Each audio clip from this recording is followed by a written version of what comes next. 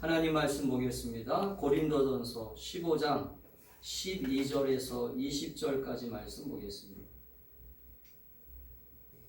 제가 말씀을 읽겠습니다. 그리스도께서 죽은 자 가운데서 다시 살아나셨다 전파되었거늘 너희 중에서 어떤 사람들은 어찌하여 죽은 자 가운데서 부활이 없다 하느냐. 만일 죽은 자의 부활이 없으면 그리스도도 다시 살아나지 못하셨으리라.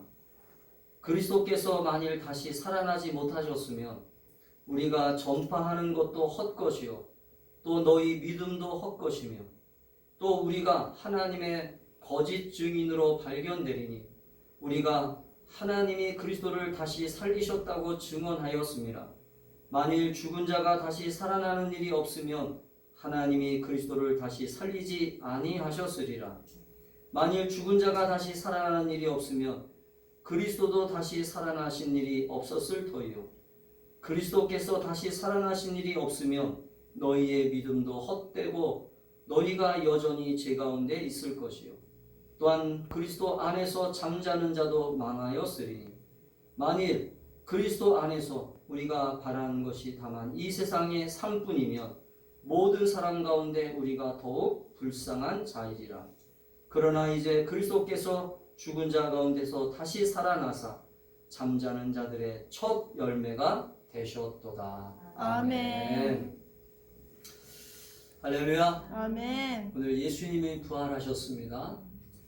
오늘 예수께서 부활하지 않았다면이라고 하는 제목으로 말씀 연회를 나누겠습니다. 우리가 의학적으로나 과학적으로 또 생명적으로 보면 죽은 자가 다시 살아난다라고 하는 것은 이것은 신비한 어떤 체험입니다. 신비한 영역입니다. 죽은 것은 결국은 죽었다라고 하는 생물학적인 어떤 그러한 지식이 있고 또한 의학적인 진단을 가지고 죽었다라고 우리가 선언하면 이미 생명이 소멸되었기 때문에 그 죽었다라고 하는 것은 이미 썩어가는 것이 이제 시작이 되고 그래서 우리가 시신이 부패가 되고 결국은 냄새가 나고 그래서 다시 살아난다라고 하는 것은 전혀 의학적으로나 과학적으로 이것은 우리가 받아들일 수 있는 부분이 전혀 아니라는 거죠. 그래서 우리는 이 부활이라고 하는 것을 얘기할 때마다 많은 사람들이 이 부활이라고 하는 이 영역을 우리가 다룰 때 특별히 부활이라고 하는 것을 우리가 예배를 드리면서도 사실은 또 우리 기독교에서 이 부활을 강조하지만 우리는 이 신앙을 가지고 믿음 생활을 하고 있지만 사실은 이 육체가 다시 살아난다라고 하는 이 놀라운 하나님의 진리를 받아들인다라고 하는 것은 이것은 과학적인 지식이나 과학적인 상식으로 또 의학적인 지식으로 받아들일 수 있는 부분이 아니기 때문에 이것을 우리가 강요할 수 있는 것은 아니라는 거죠. 이것을 우리가 교육한다고 해서 이것을 가르친다고 해서 이것을 우리가 받아들일 수 있다면 우리가 계속 가르치겠죠. 그러나 이 부활이라고 하는 것을 우리가 가르친다고 해서 믿어지는 것이 아니라는 것입니다. 그래서 여러분 신앙은 믿음이 필요한 것이고 할렐루야. 아멘. 그래서 신앙의 대상이신 하나님을 우리가 믿는다고 한다면 이 하나님이 이 세상을 창조하신 분이라고 하는 것을 우리는 믿기 시작하기 때문에 할렐루야. 그래서 여러분 창세기 1장 1절에 우리가 읽어보면 하나님이 이 세상을 태초에 창조하시니라. 할렐루야. 아멘. 하나님이 창조하신 분이라고 한다면 죽음을 이기지 못하실 분이 아니라고 하는 것을 우리는 믿음으로 받아들이기 시작한다라고 하는 것입니다. 할렐루야. 아멘. 오늘 특별히 고린도전서 15장은 부활에 대하여 사도 바울이 고린도 교회 성도들에게 편지를 쓰면서 고린도 교회 성도들 가운데도 아마 부활에 대해서 의심하고 부활에 대해서 확신하지 못한 채 신앙생활을 하고 있는 사람들이 분명히 있었을 것이라고 믿습니다. 오늘날에도 마찬가지죠. 오늘날에도 교회를 나오지만 오늘날에도 예수를 믿는다고 하지만 다른 것은 다 믿을 수 있어. 그러나 부활은 아직 내가 받아들이지 못하겠어. 그런 사람들도 저는 만나봤어요. 우리 주변에 보면 부활에 대해서 얘기하면 아이 목사님 어떻게 죽은 자가 다시 살아날 수 있습니까? 어떻게 죽은 자가 다시 새로운 몸으로 다시 부활의 모습을 가지고 살아날 수 있습니까? 라고 얘기하는 사람들이 비이성적인 얘기하지 마세요. 이것은 이성적으로 받아들일 수 없습니다. 맞아요. 이성적으로 받아들일 수 없습니다. 그래서 우리 기독교 신앙은 믿음으로 하나님을 기쁘시게 한다. 할렐루야. 아멘. 믿음이 없이는 하나님을 기쁘시게 할 수 없나니. 그렇기 때문에 우리가 그럼 부활이 없다. 부활이 없다라고 받아들이지 말고 그러면 부활이 만약에 있다면 할렐루야. 부활이 만약에 있다면 그런 예수님이 왜 부활하셨을까? 그렇게 믿음으로 우리가 이 성경을 읽기 시작하고 할렐루야. 예수님이 왜 부활을 우리에게 주시려고 잠자는 자들의 첫 열매가 되셨도다. 죽음의 첫 열매가 되셨도라라고 말씀하시며 오늘 마지막 절에 20절에 보면 그러나 이제 그리스도께서 죽은 자 가운데서 다시 살아나사 잠자는 자들의 첫 열매가 되셨도다. 할렐루야. 아멘. 첫 열매 여러분 아십니까? 첫 열매라고 하는 것을 여러분 기억하셔야 돼요. 사과나무를 심었는데 사과나무에서 첫 열매가 열리지 않으면 그 나무는 사과나무의 역할을 감당할 수 없습니다. 그래서 첫 열매가 열리면 농사 짓는 사람은 이제 이 사과나무가 정상적인 사과나무구나. 할렐루야. 그렇게 알 수 있는 거예요. 그래서 오늘 예수님이 부활하셨다라고 하는 것은 바로 우리 신앙에 있어서 가장 큰 문제를 주님이 보여주신 것입니다. 할렐루야. 아멘. 죽음의 문제를 뛰어넘을 수 있는 것들을 이성적으로 이해하려고 하는 것이 아니라 이것은 믿음의 문제로 예수님께서 부활하신 그 첫 열매를 우리에게 보여줌으로써 할렐루야. 너희들도 나와 같이 부활할 수 있다. 할렐루야. 아멘. 믿으세요? 아멘. 너희들도 이제는 내가 부활의 첫 열매가 되었기 때문에 너희들도 동일하게 죽음의 권세를 이기고 부활할 수 있다라고 하는 것을 보여주기 위해서 오늘 이 부활의 첫 열매가 되신 우리 주님을 예배하고 오늘 부활절 아침마다 우리가 부활의 기쁨을 나누고 부활의 소망을 가지고 살아가는 그러한 믿음의 사람이라고 하는 것을 여러분 잊지 마시기를 주의 이름으로 축복합니다. 아멘. 우리 기독교 신앙에서 가장 핵심적인 문제들을 다룰 때마다 우리 기독교 신앙에서 핵심적인 문제들이 뭡니까? 천국, 또 부활, 영원한 생명. 그런 이 모든 기독교 신앙의 핵심적인 문제들을 다룰 때마다 항상 문제가 있어요. 그게 뭐냐면 우리 눈에 보이지 않는다는 것입니다. 우리 눈에 보이지 않기 때문에 많은 사람들은 내가 믿을 수 없다라고 하는 것이죠. 보이지 않기 때문에. 그러나 보이지 않는다고 해서 존재하지 않는 것은 아니잖아요. 여러분 보이지 않기 때문에 없어 라고 얘기하면 그것만큼 무식한 사람이 어디 있겠어요? 우리가 눈에 보이지 않는다고 해서 없다라고 얘기하면 그 사람은 진짜 무식한 사람이죠. 이 세상에 우리 주변에 보면 우리 눈에 보이지 않는 것들이 수없이 존재하고 있잖아요. 할렐루야. 우리가 지금 코로나 때문에 싸우고 있지만 코로나가 보입니까? 바이러스가 보입니까? 보이지 않습니다. 그러나 존재하고 있어요. 사랑하는 성도 여러분, 그 때문에 우리는 오늘 사도 바울이 이 고린도전서에서 우리들에게 왜 예수님께서 부활하셨는가라고 하는 이 중요한 명제를 우리에게 던지면서 예수님의 부활이 없었다면 오늘 예수님의 부활이 없었다면 우리에게 어떤 삶이 벌어지게 되는 것이냐. 간단히 말하면 예수님의 부활이 없었다면 오늘 사도 바울이 오늘 본문 속에서 계속 얘기하고 있는 단어가 있어요. 우리의 믿음이 헛된 믿음이다. 따라합시다. 우리의 믿음이 헛된 믿음이다. 헛된 믿음이다. 오늘 이 사도 바울이 계속 강조하잖아요. 너희가 믿고 있는 게 다 헛된 것이다. 너희들이 지금 바라보고 있는 게 다 헛된 것이다. 우리는 지금 다 속고 있는 것이다. 그 얘기예요. 여러분, 우리가 인생의 모든 절반을, 우리가 인생의 모든 것들을 다 바쳐서 우리가 지금 신앙생활을 하고 있는 거예요. 사실 저 같은 경우에도 직장생활 잘하고 있다가 갑자기 신학교에 가가지고 신학생이 돼가지고 목사가 되고 어느 날 갑자기 제 인생의 모든 것들을 다 여기다 투자했는데 어느 날 갑자기 부활이 없어. 오늘 갑자기 부활의 소망이 없어. 그러면 제 인생이 뭐가 되는 거예요? 헛된 인생이 돼. 저는 지금 교회를 위해서 또 희생하고 있잖아요. 교회를 위해서 우리 자녀들도 희생하고 있고 우리 아내도 희생하고 있고 모든 걸 다 희생하고 있는데 부활이 없다? 이것만큼 허망한 인생이 어디 있겠어요? 사도 바울은 그래서 분명하게 오늘 본문 속에서 얘기하고 있는 거예요. 너희들이 소망하고 있는, 너희들이 예수님의 부활을 믿지 못하는 것은 이해할 수 있어. 그러나 진정으로 부활이 없다면 우리가 가지고 있는 이 믿음은 다 헛된 것이다. 할렐루야.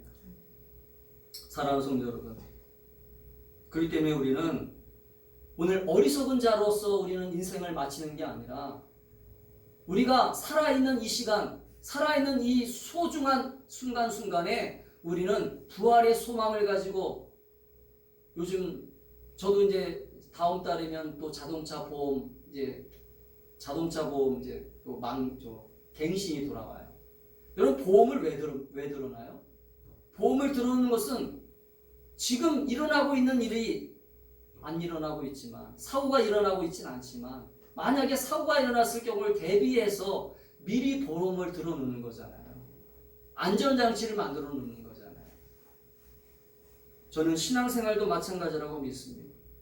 여러분, 신앙생활도 우리는 지금 눈에 보이지 않지만 천국이라고 하는 소망, 부활이라고 하는 영원한 생명을 우리는 눈에 보이지 않는다고 해서 없다, 어리석게 그렇게 부정적인 사고를 가지고, 불신앙적인 사고를 가지고 그렇게 받아들이기보다는 믿음의 사고를 가지고, 할렐루야, 믿음의 긍정적인 모습을 가지고, 그래, 내 인생에서 내 인생을 소중하게 여긴다면, 그래, 이 부활이라고 하는 신앙을 내가 받아들이고 이 부활의 소망을 가지고, 부활의 기쁨을 가지고 내가 이 세상 속에서 살다가 죽은 다음에 부활의 열매가 되시는 주님께서 나를 부활의 기쁨으로 동참케 하실 때, 할렐루야. 여러분, 그래서 성경에 보면 예수님이 이 땅에 오실 때 잠자는 자들이 다 일어나. 잠자는 자들이라고 하는 것은 성경적 표현이죠.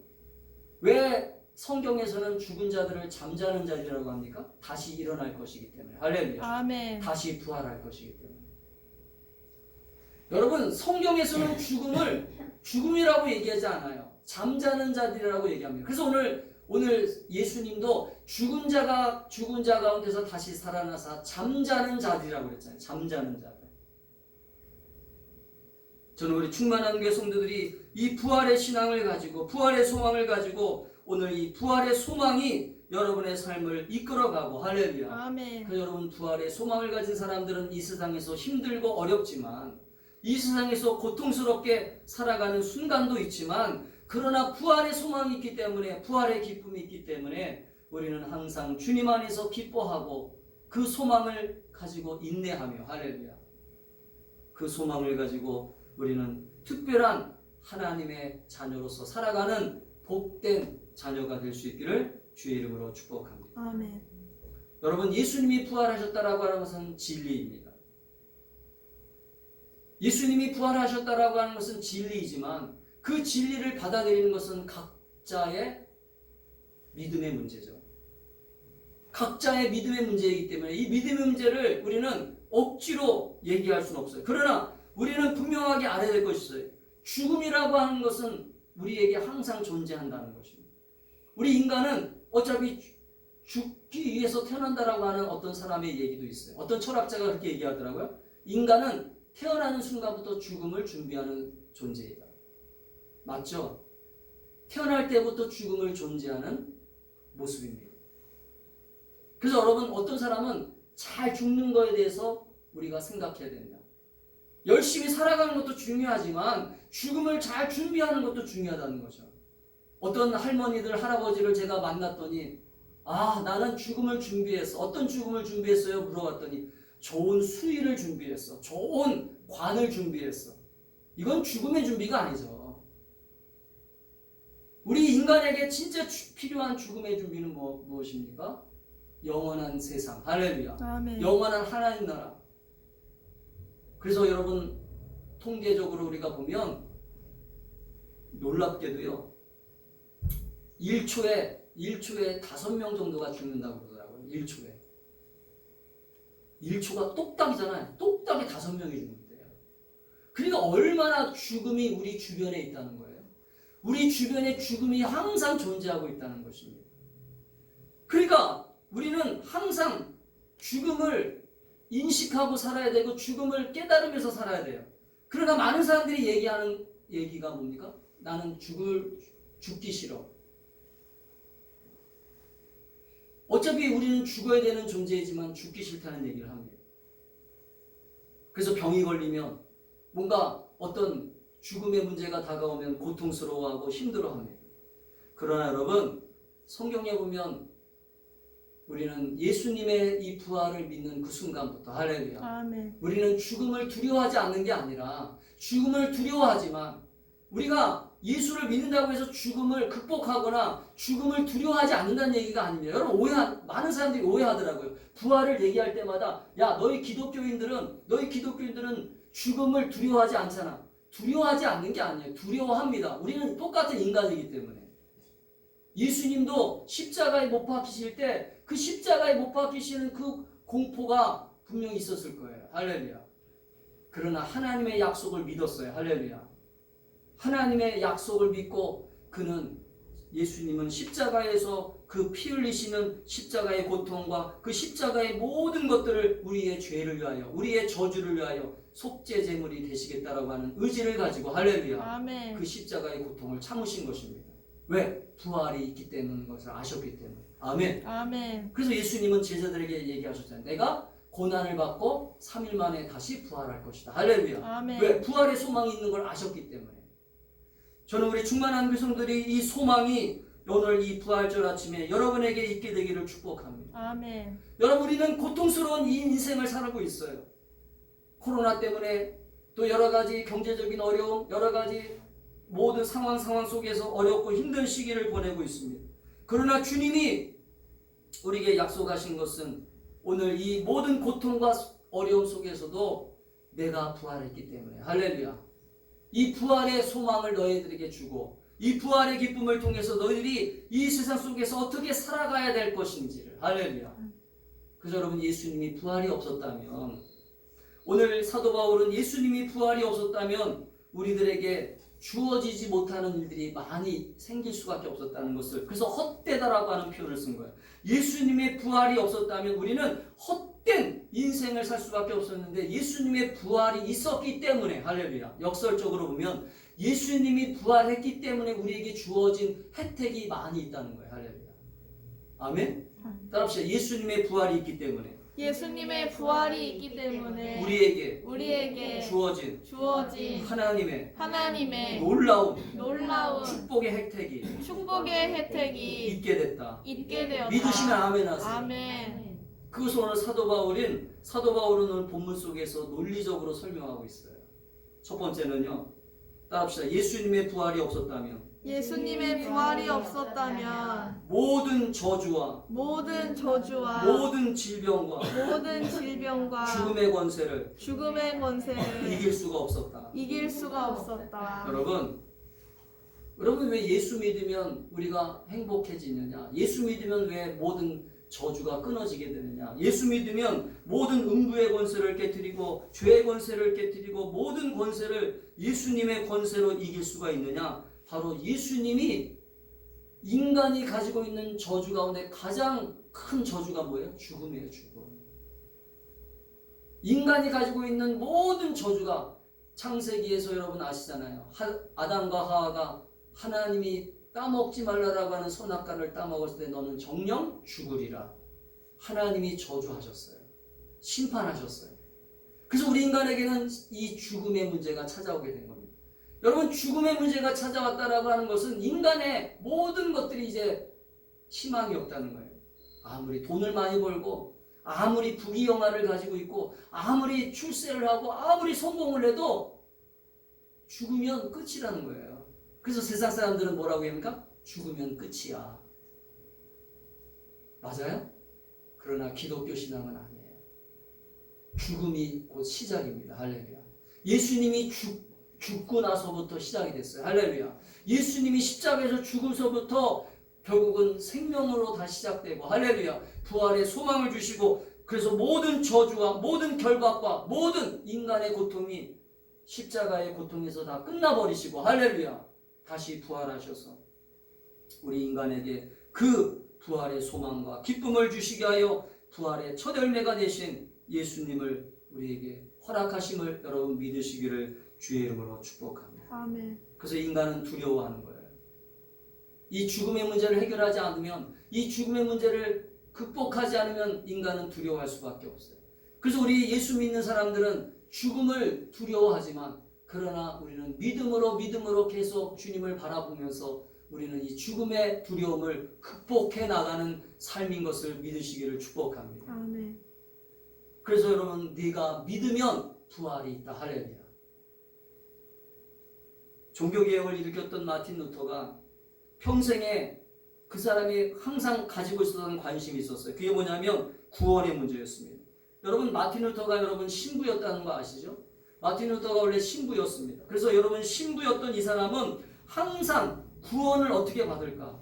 예수 그리스도의 십자가의 은혜와 예수님의 그 십자가의 은혜를 통해서 내가 날마다 회개하고 날마다 예수님의 보혈을 믿지만, 여러분, 천주교 교리 가운데는 뭐가 있냐면, 기독교에서 다른 게 한 가지가 있어요. 천주교에서는 따라합시다. 선행을 해야 된다. 선행을 해야 된다. 천주교에서는 선행을 하지 않으면 구원 못 받는다고 얘기하고, 우리 기독교는 선행을 강조하지만 선행을 해야만 구원받는 얘기가 없어요. 믿음으로 구원받는 것입니다.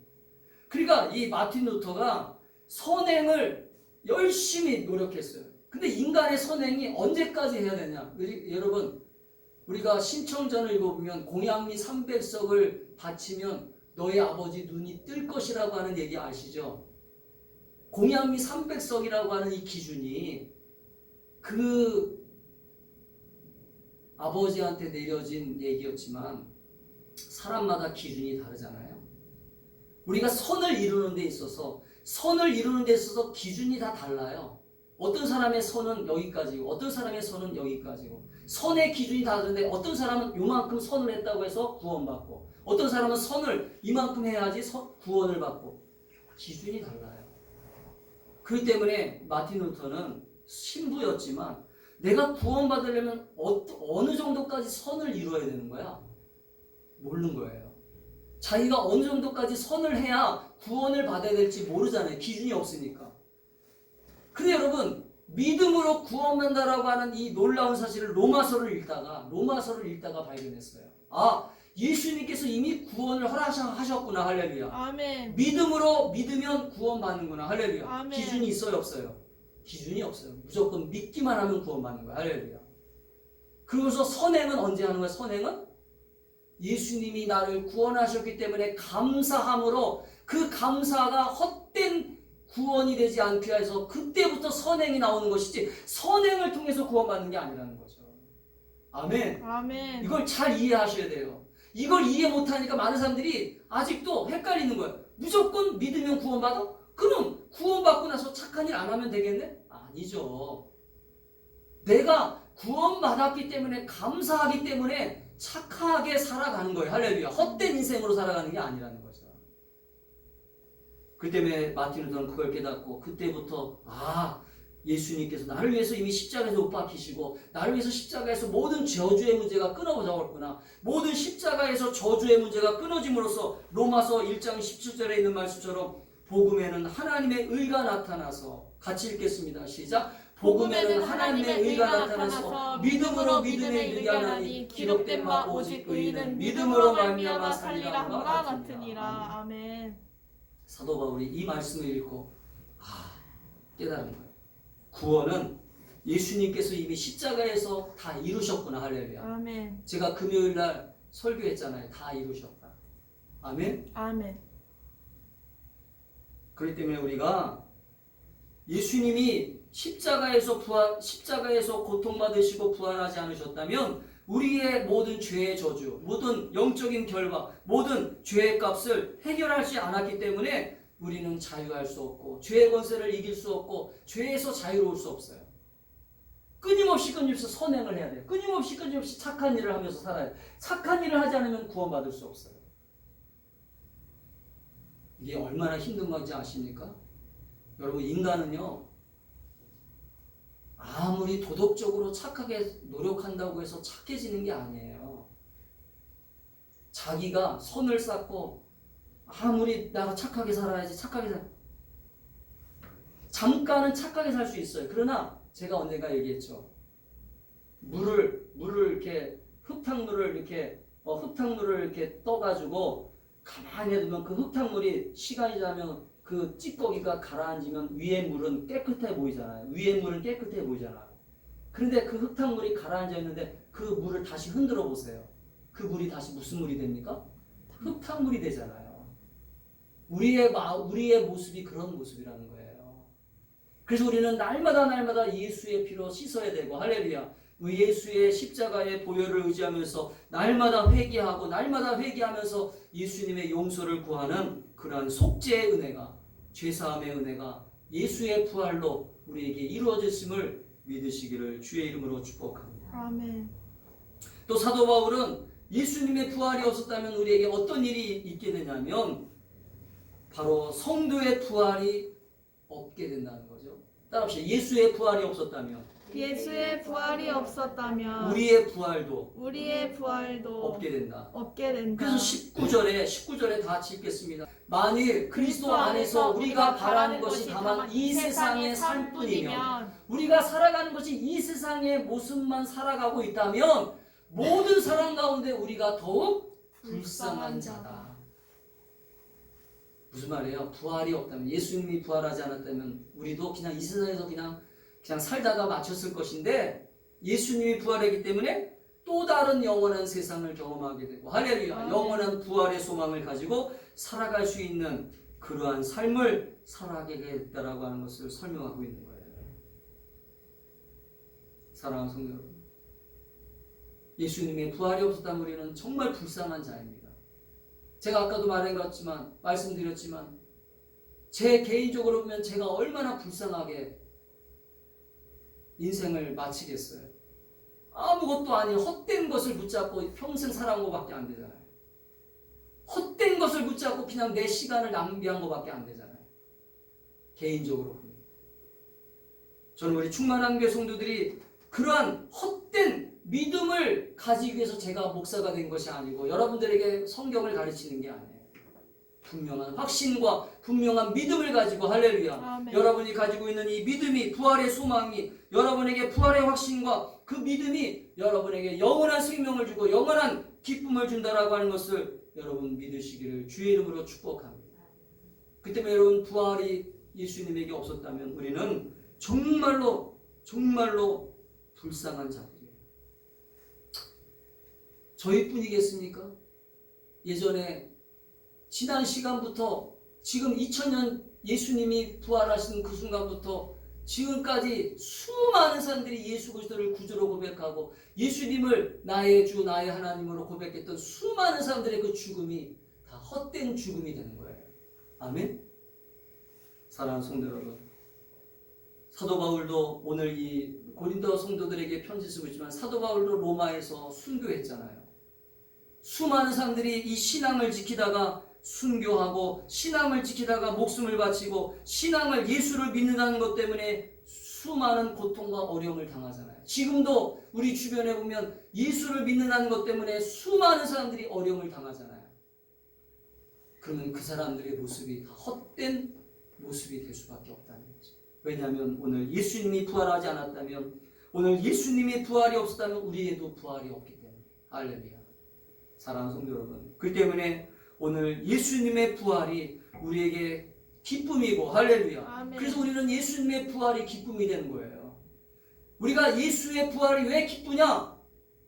아, 저게 거짓말이 아니었구나. 할렐루야. 저게 진실이었구나. 오늘 예수님이 부활하셔서 나에게 오늘도 소망을 주셨구나. 나에게 오늘도 죄와 사망의 권세를 깨뜨릴 수 있는 권세를 주셨구나. 할렐루야. 아멘. 나에게 오늘도 영원한 소망과 기쁨의 권세를 나에게 주신 분이라고 하는 것을 우리가 확신할 수 있기 때문에 부활하신 예수님을 바라보면서 우리는 주님을 믿고 따라가는 믿음의 삶을 살아간다라고 하는 것을 받아들이시기를 주의 이름으로 축복합니다. 아멘.